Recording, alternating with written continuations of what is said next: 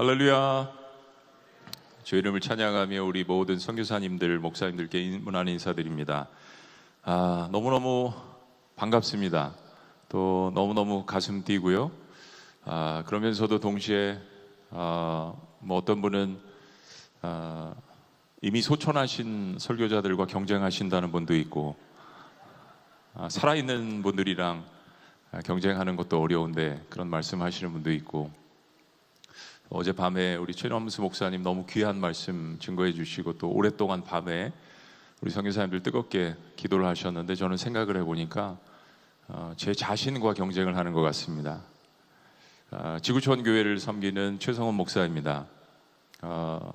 저는 TV에서 지구촌이라는 말만 들으면 심장이 벌렁거립니다. 뉴스에서 지구촌 소식 그러면 벌떡 일어납니다. 근데 이 엔코이 대회에 와서 사실 우리 목사님들은 한 교회를 섬기는 거잖아요. 한 지역 교회를. 우리 선교사님들 뜨겁게 찬양하시고 기도하시는 그 모습을 보면서 우리 선교사님들은 한 나라와 열방과 민족을 섬기시는 거잖아요. 그 모습을 보고 제 심장이 벌렁거린 것이 아니라 가슴이 뛰었습니다. 할렐루야. 너무 다른 감동과 또 기쁨이 제 안에 있었음을 우리 선교사님들 앞에서 고백을 합니다. 성경이 참 신비하면서도 이상한 책인 것 같습니다. 거대한 하나님 나라를 이야기하시면서 겨자씨로 비유를 하십니다. 그렇죠?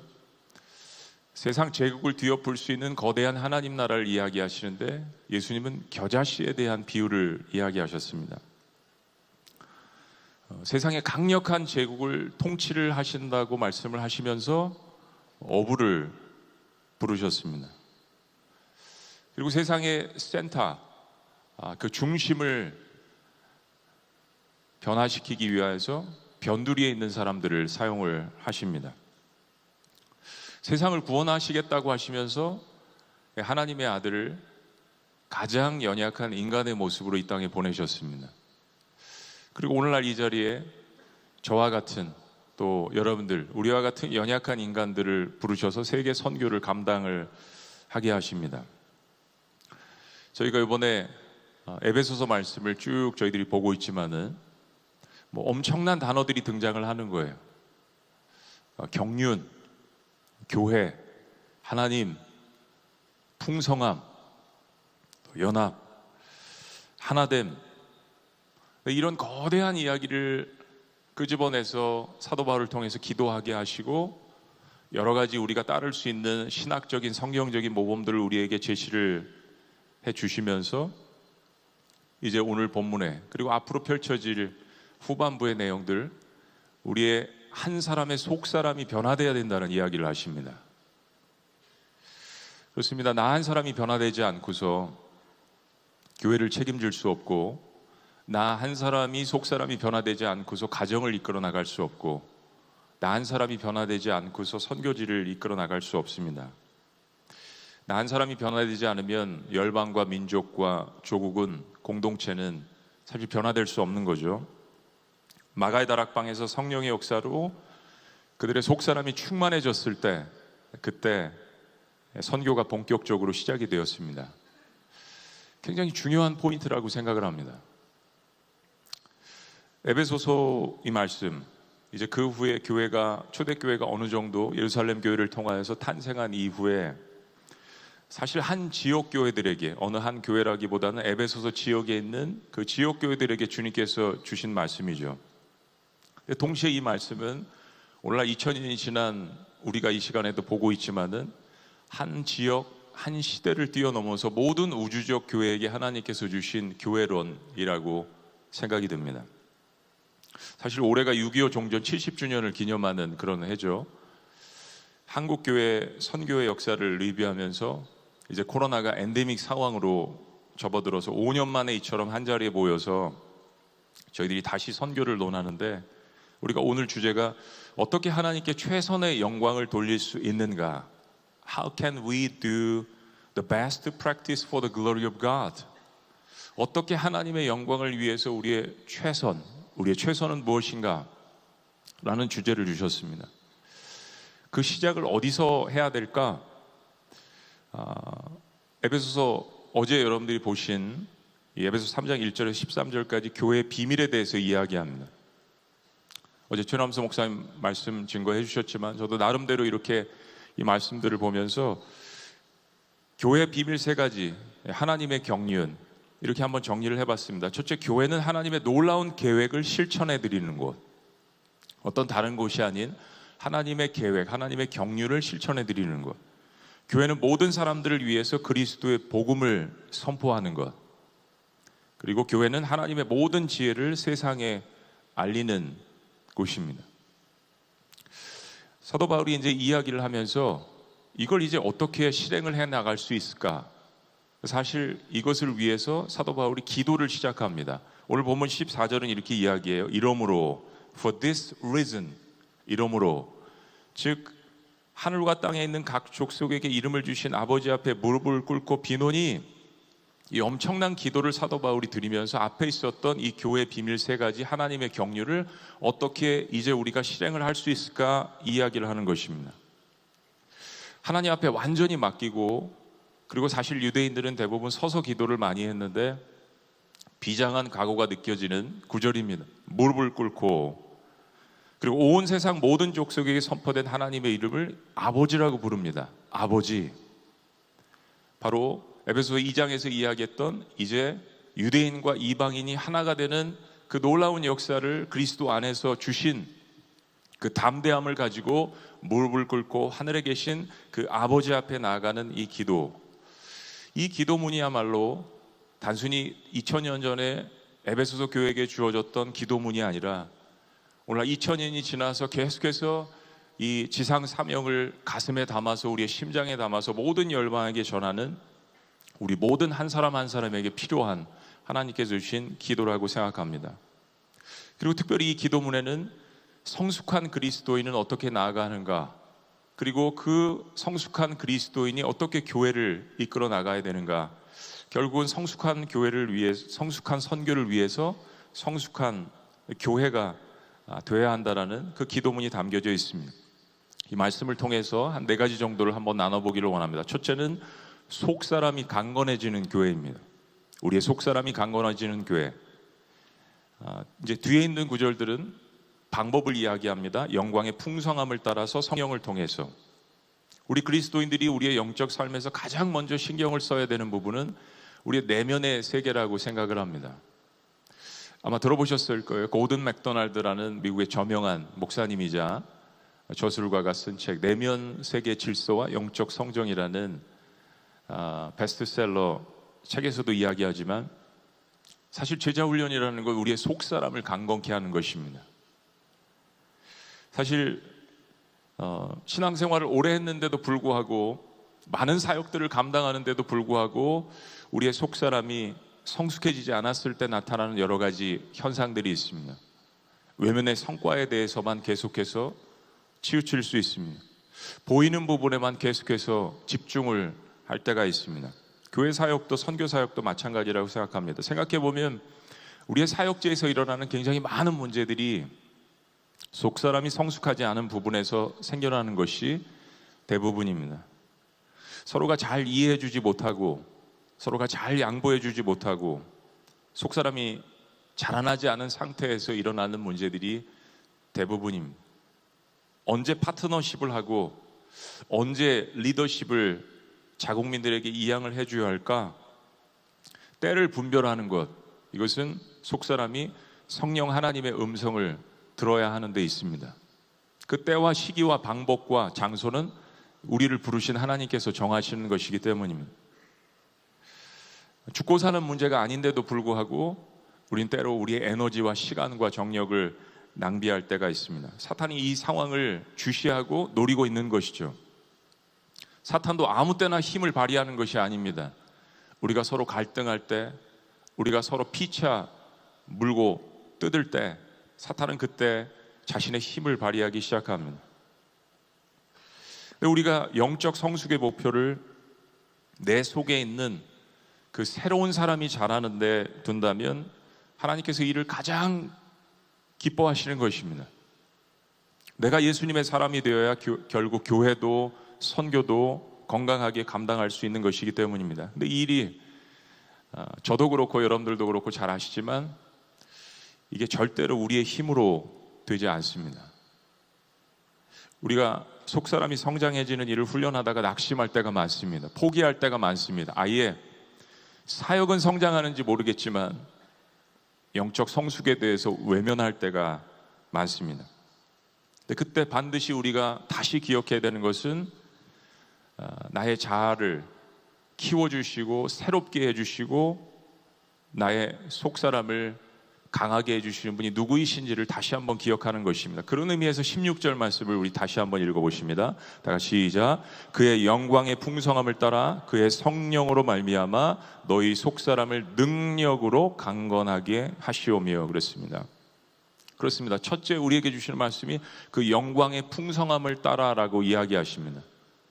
그러니까 우리의 빈 자리를, 우리의 허전한 마음을 채워주시는 것은 하나님이신데 하나님께서 채워주실 것들이 에베소서에 반복되는 단어지만 영광스럽고 풍성하다라고 이야기하십니다. 이 영광스럽고 풍성하다라는 것은 헤아릴 수 없다라는 것입니다. 측량할 수 없는 그 하나님의 영광으로 풍성함으로 우리를 채워주신다라고 약속하신 것입니다. 문제는 내가 그 영광을 담을 그릇을 준비하고 있는가라는 것입니다. 그 그릇이 바로 우리의 인격이 되겠죠. 때문에 속사람이 강건해지는 것은 성령의 능력을 통해서만 가능하다라고 이야기합니다. 16절 후반부는 이렇게 이야기합니다. 그의 성령으로 말미암아 너희 속사람을 능력으로 강건하게 하시었고, 우리 내면에 머무시는 성령님께서 하나님의 음성을 주시고 하나님의 말씀을 밝히 깨닫게 하십니다. 그리고 하나님의 영광의 풍성함이 우리에게 채워지는 것 오직 성령께서 도우실 때만 가능하시다라고 우리에게 알려주십니다. 에베소서는 그래서 성령의 충만함을 받으라는 이야기를 우리에게 전해줍니다. 그리고 우리가 필요할 때마다 그것을 늘 채워주신다라고 이야기합니다. 성령의 충만함이란 단어가 영어로 the fullness of Holy Spirit인데 refill, 우리 한국 사회에서도 좀 식당 가면 늘 이야기하는 refill, 늘 다시 체험을 받을 수 있도록 하나님께서 우리에게 매번마다 이 기회를 주시고 가능성을 주십니다. 목마른 자들아 다 내게로 오라. 이사야서 말씀처럼 돈 없는 자도 물질이 없는 자도 다 내게로 오라. 내가 채워줄게 라고 우리에게, 특별히 그리스도인들에게 이 엄청난 약속의 말씀을, 축복의 말씀을 해주십니다. 타국에서 선교를 하시느라 얼마나 마음과 몸이 지쳐 계십니까? 오늘 말씀을 증거하기 위해서 호텔에서 이렇게 걸어오는데 선교사님 한 분을 잠시 만났습니다. 17년 동안 인도에서 일하시다가 비자발적 퇴출을 당하신 거예요. 선교사님 얼마나 가시고 싶으시겠어요. 내가 17년 동안 살았던 곳인데. 여러 선교사님들의 간증과 또 통계를 통해서 선교사님들에게 트라우마도 많으시다라는 것을 더 깊이 깨닫게 됐습니다. 수많은 영혼들을 돌보느라 곤고한 마음, 어디 가서 이것을 우리가 채울 수 있겠습니까? 교회 사역지도 마찬가지고 선교지도 마찬가지라고 생각합니다. 바울 역시 세계 선교를 감당하면서 이제 나이는 들어가고 육신의 장막은 점점 무너지고 그의 마음 가운데도 인간적인 두려움이 있었을 것입니다. 그러나 사도 바울이 우리의 후손들을 위해서, 후배들을 위해서 이렇게 기록합니다. 고린도후서 4장에 그러므로 우리가 낙심하지 아니하노니 우리의 겉사람은 낡아지나 우리의 속사람은 날로 새로워지는도다. 속사람이 강한 교회 공동체, 속사람이 강한, 속사람이 잘하는 교회 지도자, 이런 교회는 하나님의 마음으로 열방을 품을 수밖에 없습니다. 우리의 모든 선교 전략, 선교에 대한 열정, 선교에 대한 연합, 우리의 속사람으로부터, 바로 에베소서에서 또한 강조하는 성령이 하나가 되게 하신 것을 힘써 지키게 하는 이 모든 것들은 어떤 눈에 보이는 거대한 제국이 아니라, 눈에 보이는 엄청난 맨파워가 아니라, 파이낸셜 리소스가 아니라 바로 우리 마음 가운데 주님께서 심어 놓으신 그 속사람의 강건함을 통하여서 일어날 수 있을 줄로 믿습니다. 두 번째, 성숙한 선교를 위해서 교회는 어떤 교회가 되어야 하는가? 예수님께서 내주하시는 교회입니다. 예수님께서 내주하시는 교회, 믿음으로 말미암는 것입니다. 사실 이 두 번째는 첫 번째 기도의 부분인데요, 첫 번째 기도의 결과입니다. 즉 하나님의 풍성함과 성령의 능력으로 속사람이 강건해지기를 간구하는 사람은 예수님께서 우리 안에 거주하게 되시는 결과를 얻습니다. 17절 말씀, 믿음으로 말미암아 그리스도께서, 다시 시작, 너희 마음에 계시게 하시옵고. 우리가 하나님 앞에 순종하지 않고 제멋대로 살 때 내 안에 계신 예수님에 대한 확신이 낮아짐을 경험합니다. 구원에 대한 확신을 잃어버린다기보다는 구원에 대한 기쁨이 사라지게 되는 거죠. 순종하지 않고 내 멋대로 살면서 예수님에 대한 확신들이 점점점, 믿음에 대한 확신이 떨어지게 되는 것이죠. 예수님께서 나가신 것이 아니라 내가 마음에서 예수님을 밀어내게 되는 상황들을 보게 됩니다. 이런 문제를 회복하는 길은 다시 속사람을 하나님 앞에 내보이고 성령님께 의지해서 하나님의 풍성함으로 채우실 것을 진심으로 간구하는 것입니다. 사랑하는 여러분, 교회사 2000년의 역사 가운데서 일어난 모든 부흥의 역사는 기도와 회개 운동으로 시작됐습니다. 외적으로 성장할 수 있습니다. 숫자적인 것들을 이야기할 수 있습니다. 그 속에, 그 운동에, 그 성장에 만약에 회개가 없었다면 그것은 가짜 부흥일 수 있는 것입니다. 어떤 것으로 세상과 달리 우리의 부흥과 성장을 평가할 수 있겠습니까? 우리는 우리의 그간의 한국 선교를 뒤돌아보면서 과연 예수님께서 함께 하시는 선교를 했는가? Rethinking, look back. 우리가 과거를 뒤돌아보자. 우리는 과연 우리에게 복음을 증거해 줬던 서양 선교사님들과 어떻게 다르게 선교를 했는가? 저는 사실 그 부분도 공평하게 평가를 해야 된다고 생각합니다. 그분들의 헌신과 눈물과 희생이 없었다면 또한 우리는 이 자리까지 오지 못했을 것입니다. 거기에 대한 감사, 거기에 대한 격려는 충분히 해야 된다고 생각합니다. 그러나 일부 제국주의적인 방식 때문에 일어났던 좋지 않은 그런 면들에 대해서 우리는 하지 말자라는 이 양쪽 두 가지를 보면서 정말 우리가 걸어온 길이 하나님께서 애초에 원하셨던 길이었는가 라는 것을 살펴보는 것 너무나도 중요하다고 생각합니다. 하나님께서 우리와 동행하셨는가 라는 것만 묻는 것이 아니라 정말 이것이 하나님께서 원하셨던 그림이었고 정말 하나님께서 우리를 택하시고 우리에게 복음을 증거해 주셨을 때 하나님께서 애초에 생각하셨던 선교적인 플랜인가, 이런 것들을 솔직하게 우리는 지난 며칠 동안 다루었습니다. 하나님은 참 신비한 분이신 것 같아요. 한 사람 한 사람이 성전인 시대에 우리 안에 한 사람 안에 하나님 나라라는 거대한 나라의 씨앗을 심어 놓으셨습니다. 그 하나님 나라를 담는 그릇이 바로 우리의 인격입니다. 예수님께서 내주하시는 우리와 교회가 될 때 우리의 선교지가, 우리의 교회가 건강한 것으로 다시 거듭나게 될 것입니다. 하나님 나라는 세상을 통치하지만 그 나라에 속한 내가 그리스도를 통해서 먼저 통치하심을 받아야 합니다. 그래야 전도자가 복음으로 세상을 통치할 수 있습니다. 자, 세 번째, 성숙한 선교를 위해서 교회는 어떤 교회가 되어야 하는가? 모든 성도가 사랑 안에 거하는 교회가 되라고 이야기합니다. 특별히 예수님 사랑을 기초로 삼는 가운데 예수님께서 우리 마음에 계시면서 나타난 영적 성숙의 첫 번째 현상이 무엇입니까? 바로 예수님께서 가지신 사랑으로 우리의 속사람이 채워지는 것입니다. 17절 전반부의 말씀이 후반부에 이렇게 연결됩니다. 믿음으로 말미암아 그리스도께서 너희 마음에 계시게 하시옵고, 다시 시작, 너희가 사랑 가운데서 뿌리가 박히고 터가 굳어져서. 그러니까 우리의 모든 사역 행위는 사랑의 기초를 둬야 합니다. 그런데 그냥 사랑이 아니라 예수님의 사랑이라고 이야기합니다. 예수님께서 붙잡히시는 날, 마지막 저녁 날에 제자들에게 세족식을 하시면서 하신 말씀이 있습니다. 너희가 서로 사랑하라. 근데 그냥 사랑하라고 이야기하시지 않았습니다. 내가 너희를 사랑한 것 같이, 내가 너희를 사랑한 방식으로, 내가 너희를 사랑한 것처럼 그렇게 서로 사랑하라고 이야기했습니다. 우리의 사랑의 방식이 아니라, 세상에서 정의하는 사랑의 방식이 아니라, 우리의 생각의 선교의 정의가 아니라, 우리 생각의 전도 방식이 아니라 예수 그리스도의 선교의 방식으로 하라라고 우리에게 말씀해 주신 정말 클래식한 부분이죠. 때로 고리타분할 수 있습니다. 근데 우리가 선교가 무너졌을 때, 전략이 어디로 나가야 될지 모를 때, 뚜렷한 방안이 보이지 않을 때, 우린 결국 Let us go back to the Bible, 우린 성경으로 돌아갈 수밖에 없습니다. 왜냐하면 우리를 부르신 분이 하나님이시기 때문입니다. 우리의 선교의 근거는 세상을 향한 하나님의 사랑이어야 합니다. 세상을 향한 하나님의 사랑, 그것이 우리의 선교의 근거가 아니면 무엇이겠습니까? 하나님이 세상을 이처럼 사랑하사, 하나님이 세상을 이처럼 사랑하사. 예수님의 사랑이 없으면 소리나는 징이고 요란한 꽹과리가 될 뿐입니다. 오늘 찬양팀이 아마 이 말씀에 대한 것을 묵상하면서 그 찬양팀이 만든 그 찬양을 들려주셨던 것 같아요. 정말 큰 감동이 있었습니다. 교회는 예수님의 십자가의 사랑으로 이루어진 것입니다. 그래서 이 사랑에 대해서 서로 말씀을 연구하고 서로 제자 훈련하고, 성도님들이 이제 물어보실 때마다 목사님 제자 훈련이 뭐예요?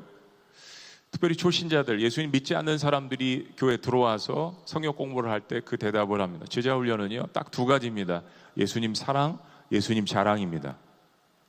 예수님 사랑하면 그분 닮아가고, 사랑하면서 그분 마음 가운데 무엇이 있는지를 아는데 그냥 나가서 자랑하는 게 전도예요.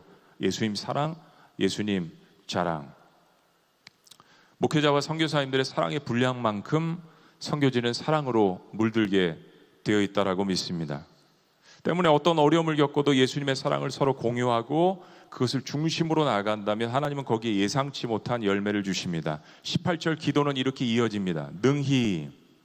우리는 할 수 없다라고 생각할 때, 나는 잘할 수 없어, 나는 성장할 수 없어, 우리 교회도 우리 선교지도 이제는 성장이 멈췄어, 우리 모든 것을 낙담하고 포기하고 싶을 때 사도 바울의 기도는 우리에게 엄청난 격려를 줍니다. 능히 모든 성도와 함께 지식에 넘치는 그리스도의 사랑을 알고. 하나님의 자신감이란 단어를 들어보셨습니까? 하나님 우리에 대한 자신감을 갖고 계십니다. 세상 중심을 주님께서 부끄럽게 하시기 위해서 변두리에 있는 사람들을 불러들이십니다. 하나님의 자신감이십니다. 우리의 인생의 마지막에 하나님의 판단을 받을 때 한 가지 기준은 그렇게 우리를 부르신 그 하나님의 사랑으로 우리를 판단하실 것이라고 생각합니다. 사랑으로 행한 일만 우리의 삶 가운데 남을 것이라고 생각합니다. 자, 마지막 어떤 교회가 건강한 선교를 할까? 하나님의 풍성함에 거하는 교회라고 기도합니다. 하나님의 풍성함에 거하는 교회, 예수님의 사랑을 깨닫는 가운데 예수님을 내 안에 든든히 모시고 거기에 뿌리를 내리고 예수님의 사랑을 깨달아서 서로가 연합할 때 우리가 다시 한번 하나님의 풍성함으로 충만케 됩니다. 자, 19절 말씀입니다. 다 같이 한번 읽어보시죠. 시작. 그 너비와 길이와 높이와 깊이가 어떠함을 깨달아 하나님의 모든 충만하신 것으로 너에게 충만하게 하시기를 구하노라. 하나님께서 처음 우리에게 부어주시는 구원의 은혜라는 것도 사실 감당하기 힘들지만, 이처럼 내 속사람을 하나님 앞에 내보이고 성령의 충만함을 간구하고 주님 말씀대로 살아가려고 노력하는 이런 과정 가운데 그 모든 것들을 사실 가장 기뻐하는 분은 어떤 다른 사람이 아니라 내 자신이 이전에 하나님이십니다. 하나님께서 이런 순간에 주저하지 않으시고 모든 충만하신 것으로 다시 채우신다라고 이야기하십니다. 영적인 축복은 연쇄 현상입니다. 때로 나쁜 일도 연쇄적으로 일어나는 것 같지만 영적인 이러한 성장들은 아주 밀접하게 서로가 연관되어 있습니다. 어느 한 교회가 놀라운 부흥의 역사를 경험할 때, 에즈벨의 신학교가 그런 놀라운 기도의 시간들을 가질 때 전 세계를 강타할 수 있는 엄청난 하나님의 성령의 능력이 있습니다. 마가의 다락방에 고작 모인 120명의 무리가 기도했을 때, 한 마음을 품었을 때, 연합했을 때 그것은 전 세계의 선교를 일으킬 수 있는 엄청난 원동력이 되었습니다. 여기 며칠 동안 모인 이 숫자가 적지 않은 숫자라고 생각합니다. 다시 한번 한국 선교를 일으키고 다시 한번 세계 선교의 불을 당길 수 있는 엄청난 모임이라고 생각합니다. 속사람이 강건해지는 교회, 예수님께서 내주하시는 교회, 모든 성도가 사랑 안에 거하는 교회, 하나님의 풍성함에 거하는 교회, 이 모든 것들이 영적으로 긴밀하게 연결되어 있고 영적 이 사이클은 계속해서 시대마다 역사마다 돌아가게 하나님께서 만들어 놓으셨습니다. 내가 얼마만큼 성숙해질지에 대해서 우리는 목표를 정할 수 없습니다. 예수님의 장성한 분량에 이르기까지 우리가 그렇게 목표를 정할 수 있도록 하나님의 자신감을 우리에게 내어 비춰 보이셨습니다. 죄인들을 부르셔서, 허물 있는 사람들을 부르셔서 내 아들의 모습까지 자랄 수 있다라고 우리에게 말씀해 주신 분이 하나님이십니다. 영광, 풍성함, 넘침, 연합, 이런 단어들이 이 짧은 기도 속에 계속해서 반복됩니다. 그리고 이 모든 것을 하나님 앞에 영광을 올려드리는 마지막 기도를 사도 바울이 올려드립니다. 20절 말씀, 우리 가운데서 역사하시는 능력대로 우리가 구하거나 생각하는 모든 것에 더 넘치도록 능히 하실 이에게. 우리 21절 다 같이 시작. 교회 안에서와 그리스도 예수 안에서 영광이 대대로 영원 무궁하기를 원하노라. 아멘. 성도와 교회가 하나님 앞에 영적 성장에 대한 기도를 하면서 하나님께서 능히 이 모든 것들을 풍성함 가운데 넘치도록 채워주실 수 있는 이것을 우리가 믿을 때 모든 열방 가운데 하나님께서 이를 선포하시기를 주의 이름으로 축원합니다. 그래서 우리가 정말 깊이 생각해 봐야 할 심각한 문제가 있다고 생각합니다. 하나님 이거 해주세요. 하나님 저거 해주세요. 이 부분이 필요합니다. 교회를 개척해야 합니다. 하나님 여기에 파이낸셜 리소스가 필요합니다. 사람들을 더 보내주세요. 저도 목회 사역하면서 참 이 기도가 많더라고요. 근데 과연 얼마나 많은 순간 하나님 제 속사람을 강하게 해주세요. 주님, 제가 주님을 사역을 많이 하면서 주님을 제 삶 가운데 밀어낼 때가 참 많은데 제 마음속에 주님 거해주세요. 저 주님 정말 사랑하기를 원합니다 라는 이런 기도가 우리의 정말 사역과 우리의 선교지에 얼마나 많은 순간을 차지하는가에 따라서 우리의 사역은 완전히 달라질 수 있다라고 주님께서 이야기하십니다. 시간이 없어서 다 말씀드리지 못하겠지만 지금 제가 읽고 있는 아주 짧은 책이 있습니다. 데이빗 보시라는 신학자가 쓴, 우리 선교사님들 잘 아시는 길과 영성이라는 책이 나왔습니다. 거기에 우리 선교사님들에게 그분이 속한 연합장로교에서 여러 가지 설문조사라고 질문했던 것이 있는데 선교사님들이 동일하게 질문 이렇게 해도 저렇게 해도 한 가지 첫 번째로 가장 많이 답변을 했던 것이 경건 생활에 대한 부분이었다라고 이야기합니다. 그렇습니다. 우리의 싸움은 혈과 육에 대한 싸움이 아니죠. 어느 한 선교지는 가보니까 거기 모여 계신 선교사님들이 박사학위도 하시고 경험과 능력이 굉장히 출중한 분들이 많이 모여 계신 그런 선교사님들이 대거 포진해 있는 사역지였습니다. 근데 서로 시기와 질투심으로 과다 경쟁을 해서 선교지가 초토화되어 갔습니다. 누구도 승자가 없고 한 교회만 컸는데 한인교회이지 선교적 사명을 감당하는 교회가 아니었습니다. 근데 제가 남미에 있는 한 지역을 갔는데, 한 국가를 갔는데 그 도시는 선교사님들이 한 40여 명 모여 계셨는데 정말 부러울 정도로 너무 연합이 잘 되시는 거예요. 그래서 제가 몰래 선교사님들에게 일일이 물어봤습니다. 어떻게 이렇게 선교사님들이 연합을 잘 하시냐고 했더니 한 사람의 이름을 계속 거론하시더라고요. 그 선교사님 가정이 우리를 위해서 희생했습니다. 그 선교사님 가정이 계속해서 우리를 위해서 중보기도 하고 그 선교사님 가정 때문에 우리가 연합이 이루어집니다. 놀라운 역사였습니다. 한쪽에는 굉장히 능력이 출중한 사람들이 모여 있었고 한쪽에는 오지였고 그다지 눈에 띄지 않는 지역이었는데 한 사람의 선교사님의 가정의 헌신 때문에 그 40여 명의 선교사님들이 하나 된 마음을 갖는 것을 보았습니다. 목사가 곧 교회입니다라는 다소 과장된 말이 있습니다. 이걸 적용해 보면 선교사님 한 사람이 곧 교회입니다. 우리의 인격과 우리의 속사람이 우리의 선교지를 강력한 하나님의 나라로 변화시킬 수 있는 것입니다. 바울이 기도한 첫 번째 기도로 다시 돌아가 보면 이렇습니다. 이러므로 교회의 비밀이 이러므로 내가 하늘과 땅에 있는 각 족속에게 이름을 주신 아버지 앞에 무릎을 꿇고 비노니, 이 기도문의 의미가 바로 이 속사람이 강력해지는 것, 예수님께서 내주하시는 것, 사랑으로 풍성한 것, 그리고 다시 한번 이 영적인 사이클 가운데 하나님의 모든 넘치는 풍성함이 우리 안에 거하는 것입니다. 제가 1995년도에 G-코이 대회를 참석을 했습니다. 그리고 그 해 미국으로 유학을 떠났습니다. 1995년 그해 말 미국으로 유학을 떠났는데 그 다음 해 1996년도에 전 세계에서 가장 큰 미션 컨퍼런스라고 알려진 얼바나 미션 컨퍼런스를 참석을 했습니다. 그 당시에 존 스타트 목사님 그리고 엘리자베스 엘리어트도 만났습니다. 기라성 같은 수많은 분들이 컨퍼런스를 이끌어 나갔습니다. 그리고 당시 막 코스타가 일어나기 시작했는데 위튼 컬리지에서 있는 그 코스타를 10년 이상을 계속 참석하고 섬겼습니다.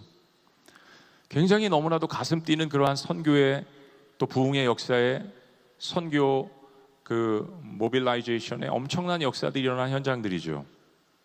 이제 내년 한국에서 로잔 50주년을 뒤돌아보면서 또한 더욱더 큰 그림으로 세계 복음주의 선교를 다시 한번 재정립하는 놀라운 기회가 주어졌습니다. 화요일부터 사실 목요일까지 지금 어제까지 송도에서 로잔 국제이사회가 열렸습니다.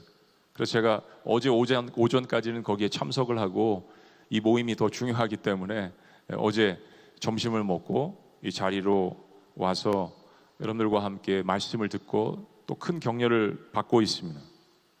그 로잔 국제이사회 중에서 이사 한 분이 제리 화이트라는 분인데 미 공군 장성 출신이에요. 그러면서 그때 내비게이터를 만나서 예수님을 영접해가지고 내비게이터에 굉장히 귀한 리더가 되셨습니다. 이분이 오래전에 The Church and Parachurch, 교회와 선교 공동체라는 그 책을 쓰셨습니다. 굉장히 놀라운 이야기를 하시더라고요. 1973년, 74년만 해도 전 세계 파라처치는 약 10,000개가 넘지 않았다고 합니다. 근데 2000년대 들어서면서 이 파라처치가 10만 개가 넘었다라는 이야기를 하셨습니다. 엄청난 변화들이 있습니다.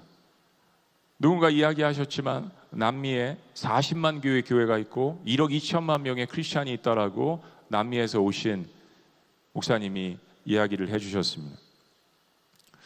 우리가 KWML을 통해서 통계를 다 보셨겠지만은 북반구에 있는 나라들에서 보낸 선교사님들이 80% 이상을 차지했습니다. 1900년대 초반까지만 해도.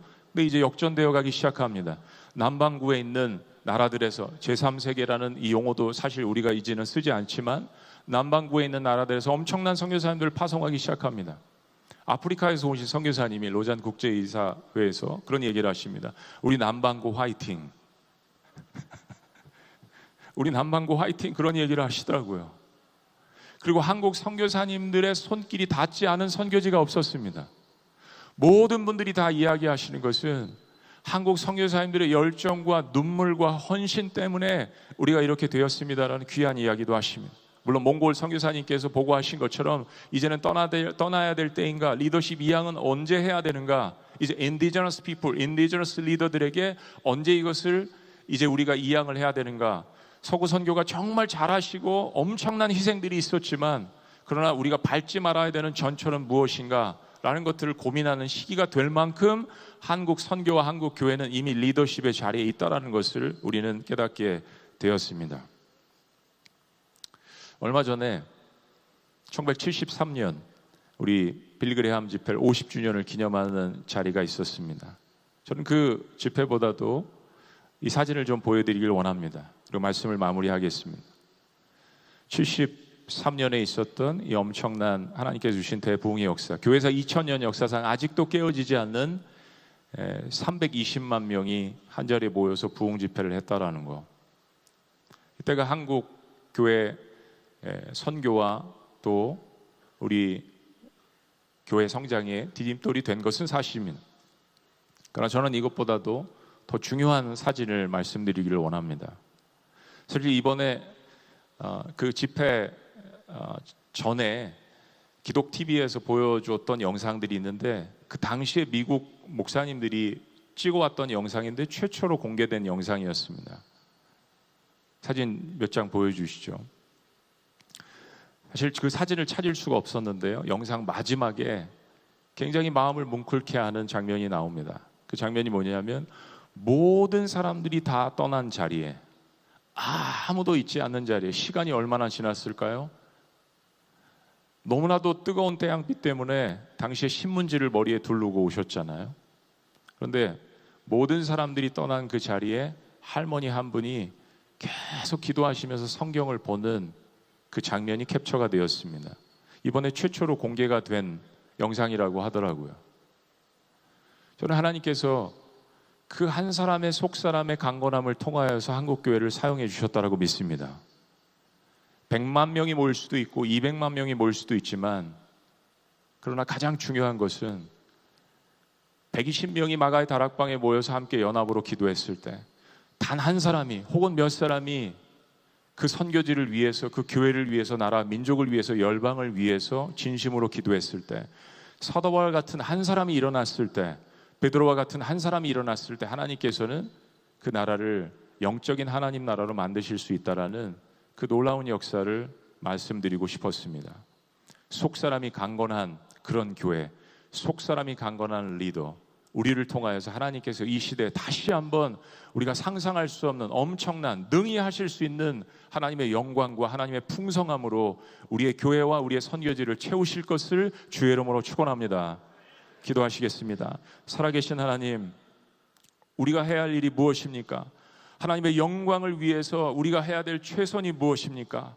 우리가 공부를 통해서, 우리의 경험을 통해서, 우리의 지식을 통해서 아는 것도 있지만 다시 한번 rethinking, look back, 우리의 과거를 뒤돌아보면서 하나님, 우리의 실수와 허물에 있음에도 불구하고 이제까지 우리를 인도하시는 것은 하나님의 은혜일 뿐입니다 라고 고백하는 우리가 될 수 있도록 인도하여 주시옵소서.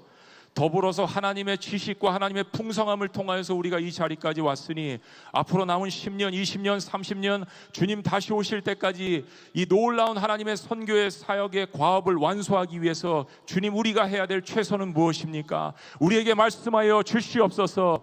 이 기도와 말씀에 대한 답을 찾을 수 있도록 주여 인도하여 주시옵소서. 한 사람의 예수 그리스도가 내주하시는 속사람이 강한 사람을 찾으시는 하나님, 수백만이 모일 수 있는 집회를 위하여서 한 사람의 피눈물의 희생과 기도가 있었기 때문에 그것이 가능하다는 것을 주님께서 말씀하여 주시옵소서. 다시 한번 이 시대에 리바이버스, 우리에게 하나님께서 원하시는 부흥의 놀라운 역사를 허락하여 주시옵소서. 모든 성도가 사랑 안에 거할 수 있도록 인도하여 주시옵소서. 이러므로 내가 하늘과 땅에 있는 각 족속에게 이름을 주신 아버지 앞에 무릎을 꿇고 비노니 이 기도문의 비밀의 의미를 깨닫는 저희가 될 수 있도록 역사하여 주시옵소서. 다시 한번 우리 모든 선교사님들에게 하나님만이 부어줄 수 있는 놀라운 성령의 능력으로 덧입게 하여 주시옵소서. 우리를 부르신, 우리를 이끌어 나가시는, 우리를 내일 저 하나님의 나라로 이끄실 놀라우신 이름 예수 그리스도의 이름으로 축복하며 기도합니다. 아멘. 감사합니다.